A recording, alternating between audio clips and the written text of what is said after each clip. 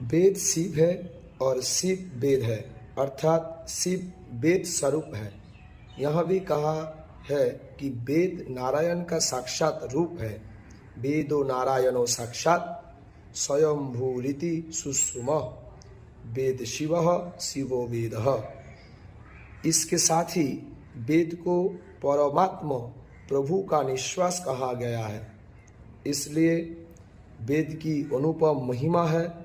जैसे ईश्वर अनादि अपौरुष है, इसी प्रकार वेद भी सनातन जगत में अनादि अपौरुषेय माने जाते हैं। इसलिए वेद मंत्रों को द्वारा पूजादि, अभिषेक, यज्ञ, जप आदि किया जाता है। शिव और रुद्र ब्रह्म की ही पर्यायवाची शब्द है।